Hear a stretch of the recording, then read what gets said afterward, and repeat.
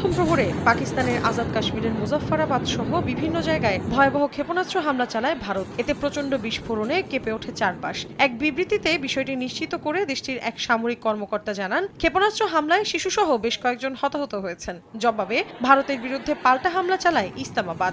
ভারতীয় সেনাবাহিনীর একটি ব্রিগেড সদর দফতর ও চেকপোস্টে হামলা চালিয়ে তা ধ্বংসের দাবি করে পাকিস্তান। পাশাপাশি কয়েকটি যুদ্ধবিমান ও ড্রোন ভূপাতিতের দাবিও তাদের। এছাড়া দুদেশের সীমান্তে চলে তীব্র গোলাগুলি।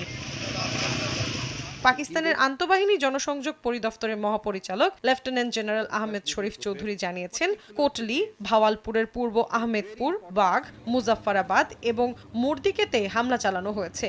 আহমেদপুর এবং কোটলির দুটি মসজিদে ভারতের মিসাইল আঘাত হেনেছে বলেও দাবি করেন তিনি। আইএসপিআর আরও জানায়, ভারতের আগ্রাসনের যথাযথ জবাব দিচ্ছে পাকিস্তানের সেনারা। নিরাপত্তার স্বার্থে এরই মধ্যে পাকিস্তানের পাঞ্জাব প্রদেশে জরুরি অবস্থা জারি করেছে দেশটি।